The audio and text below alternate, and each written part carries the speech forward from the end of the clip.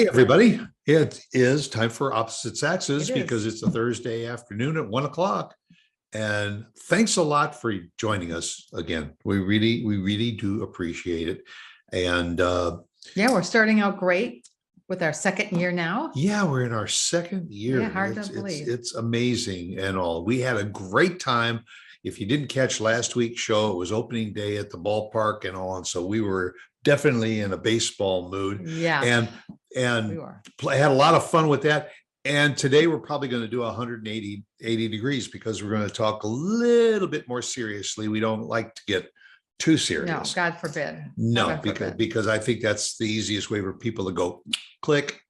No, they don't want serious from us. They want funny and meaningful and stuff. Well, you never So- really know what you're going to get from us. That's true. And that's why you tune in, don't you? And we appreciate that very, very much. We also appreciate Christine Dean, who is our networking diva, dfwnetworkingdiva.com. And all. She is a marketing guru. Honestly, you can go to her website and schedule a free consultation. She will tell you all about how you can improve your website, how you can improve your positioning on the web, how you can, and this doesn't necessarily have to be a business because, we are not a business now, but she has been so helpful over the last couple of years in helping improve my presence of my shows and all. And she's got great ideas and it costs you zero to talk with her. So reach out to Christine. And again, Christine, thank you very much for being the producer of this show. Yeah, we couldn't do this without Christine. That's for damn sure. Absolutely. She's a lovely lady. Well, I get emails from actually it's the followers of the Bahia faith in our community. And they started something a while ago and all called Meaningful Conversations. And I just recently got another invitation to one of their Zoom meetings. And I've attended a couple of them and all. Unfortunately, there's usually a schedule conflict and all. But I got onto the subject of what meaningful conversations are. And what they do is they pick a topic, and it could be anything from, how do we get along together to how can we all get together to improve our community? Lots of different topics. And just that heading of meaningful conversations, that says an awful lot. And it's something that maybe in today's day and age, we have just forgotten how to talk. How to have a meaningful conversation. It's just so red and blue, it's my way or the highway. Well, the pandemic didn't help. The pandemic That didn't really help. threw a wrench The in it. political situation over the last half a dozen years and all didn't help.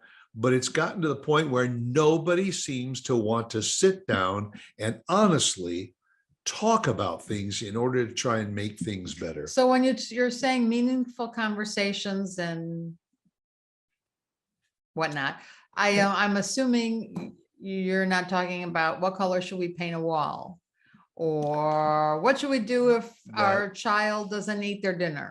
Well, that can be a meaningful conversation. That could be. But put it this way: you brought up a child eating.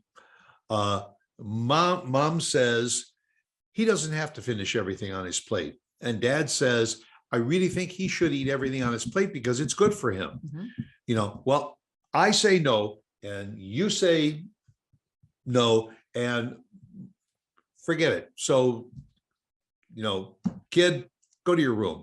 Take a candy bar with you if you want. Go to your room. It's not a meaningful conversation. It should actually, in this scenario that we just said, it should be a three-way conversation.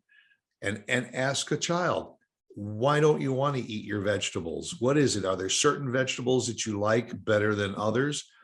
And get a meaningful conversation in order to try and come up with a solution. Did you do that for your daughter? We did that. No, Forever actually, to what eat? we did with our kids, and I credit you for it. Me. We started with the concept of choices. You gave them a choice. For instance, if you wanted to take out and prepare a can or a package of carrots, you would say to the kids, okay, who wants carrots and who wants lima beans for dinner? And the kids would say carrots because they didn't want the lima beans. If you give them choices in that way, then most times they're going to end up going the way you want. In other words, if you want to have chicken, you want to serve chicken, and you know that maybe you're going to get a little bit of blowback from the kids about, oh, I don't want to have chicken. You say to them, do you want to have chicken, or do you want to have some veal? Or mom got a good recipe for liver and onions. Do you want that or chicken? Oh, chicken. I know that sounds manipulative and all, but it's a way of solving It's very true, but a dispute. I don't remember doing that all the time, if at all. You just remember your daughter sitting in her seat at the table, and you said that if you don't finish your supper tonight, it's going to be there for breakfast. And she'd say, okay. Well, no, a lot of times she was younger. She was like at that 3-4-year-old stage.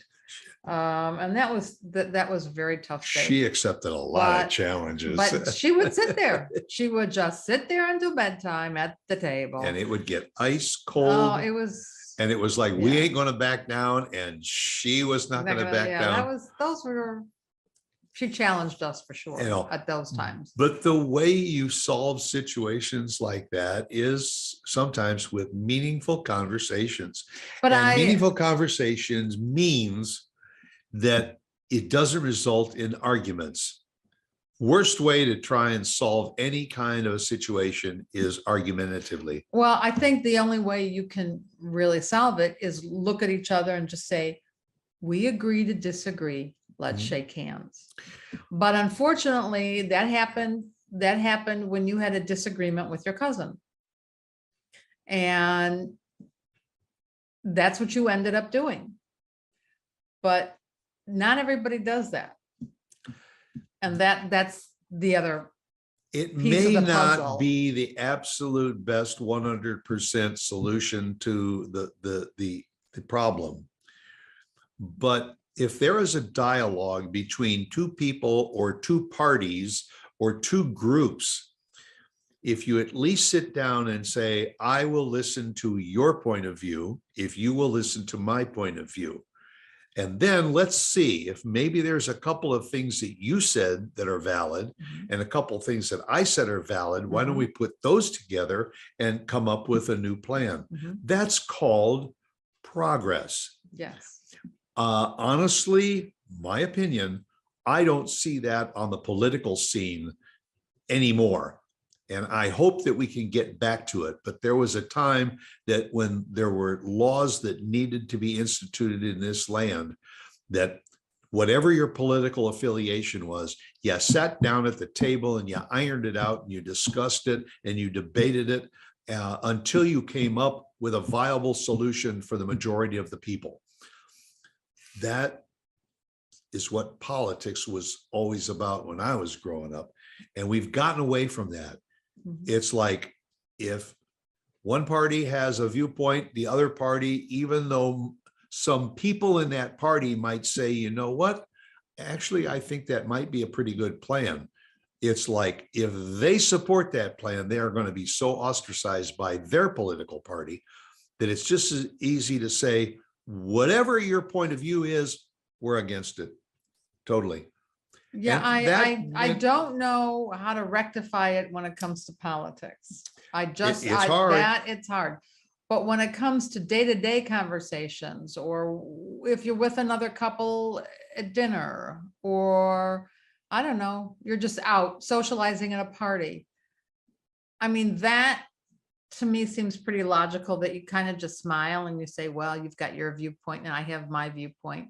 Yeah. And you just have to accept it. And that's the way it is. And you walk away with a smile on your face and I'm sorry, we agree to disagree. But unfortunately, a lot of times it doesn't happen. Yeah. And especially now with some of the laws in Texas that we have, and it doesn't always work out that way, and people get angry with each other, and one thing leads to another, and it gets into the fights, and it's uncalled for. It's truly uncalled for. And again, I use the word progress. That is just so counterproductive. It is to do that, because ultimately something is going to be realized, and then you look back and you say, you know, we wasted 10 years arriving at this. It could be what to do with a parcel of land.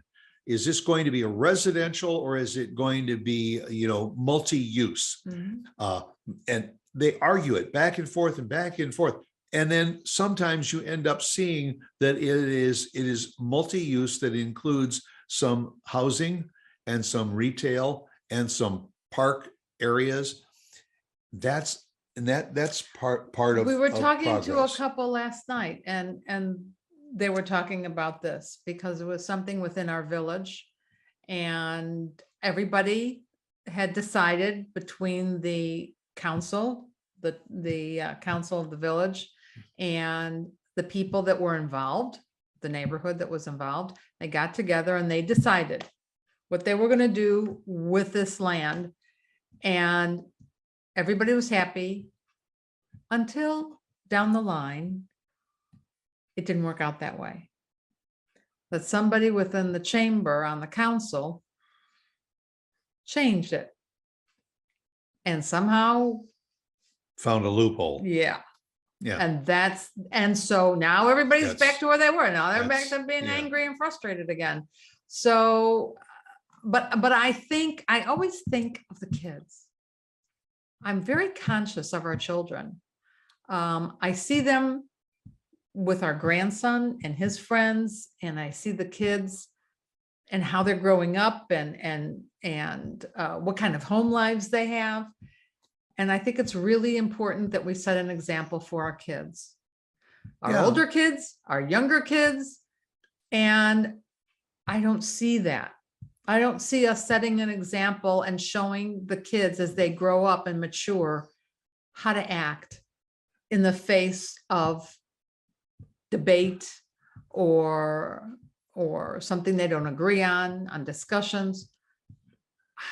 It's sad and it's scary, and I'm worried for the kids that are growing up. Well, kids and adults, and let's face it, sometimes kids will react based on how they see the adults acting. That's right. That's exactly right. And there is a song that Peter Yarrow wrote, and all called the children are listening. Mm-hmm. And it's all about bullying.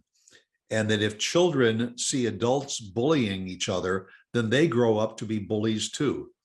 And, you know, we are our surroundings. And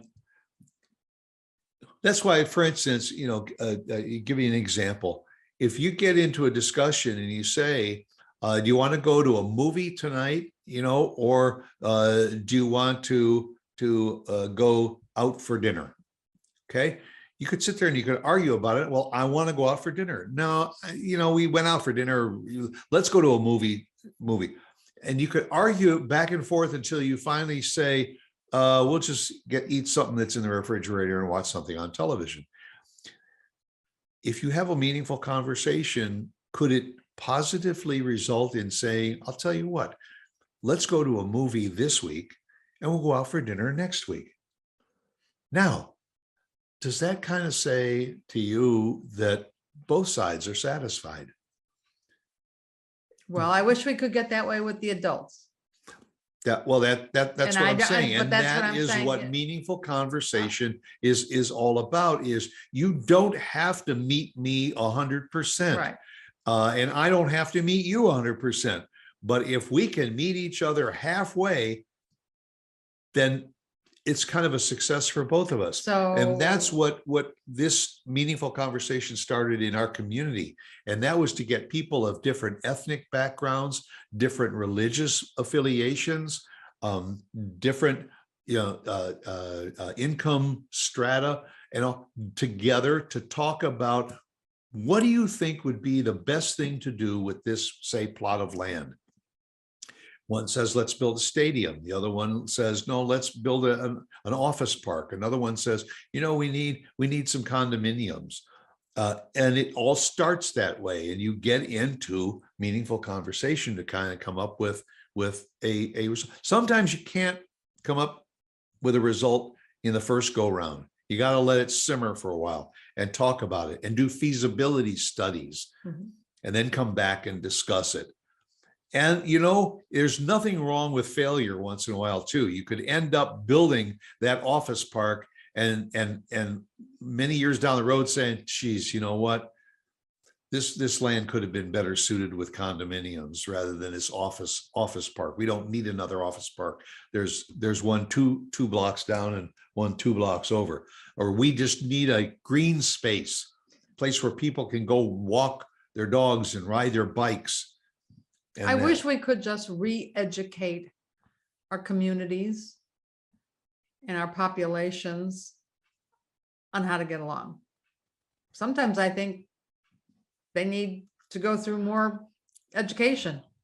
I don't know how you get to that point other than, well, what you've said, but yet you have to be able to get to that point. Yeah.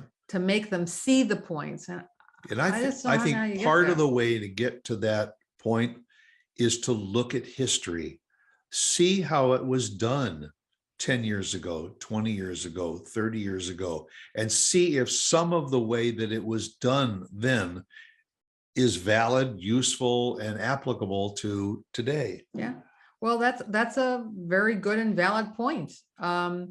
If we just take the time to think and look back and ponder and discuss and think about what that means for the future. When we were raising our kids, it was okay once in a while to give them a little swat on the rear end. If you tried that today, you could end up in jail. Yeah. Teachers, who some parents think are the babysitters for their children, that they don't have to worry about educating their children because that's what we send the kids to school for. And yet the teachers sometimes have their hands tied behind their backs because they can only go so far within their parameters. Well, and I'll tell you, we have to be really careful about these meaningful conversations and what you can and can't say. Yeah, because that's the other thing where we're going to. Politics is playing a part in that. What we can talk about and what the teachers can talk about and what they can't talk about. So that, that's a discussion even in itself. The question I would say is it so wrong to step on somebody's toes, but do it in a respectful and a meaningful way? Well, but in other words, I might disagree with you and I want to tell you why I disagree with you. And I may be very strong about my discussion, but then I got to shut my mouth and open my ears and listen to the rebuttal. Right. And say, okay, you know what? I'm sticking to my guns and this is how I believe. Or, you know what? I apologize. I was probably a little bit sharp with my rhetoric and I'm going to ease off a little bit. And I understand what you're saying. I think that's part of what I see missing today. And that is people are more inclined to use this instead of using this. And they're dug in. And they're influenced. Yeah. That's another thing. They may not believe 100% in what they think because they're being influenced by somebody else. Yeah, we've got to get to that point where we can understand each other, where we can listen and understand, try to understand. Yeah. And I think we have a long way to go in our society. Freedom of speech is something that we have a right to in America. Absolutely. But sometimes people just overstep that right of free speech to the point where if it hurts somebody, who cares? I have a right to say it. Well, I don't necessarily agree. I think that you can make a point in a respectful way and a meaningful way, by having meaningful dialogue and conversation I agree. with others. And we honestly hope that you feel that way too.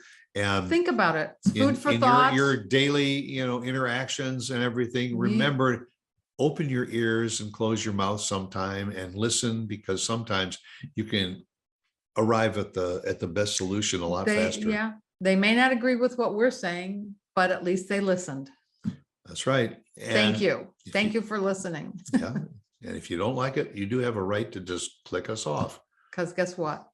We're clicking off now.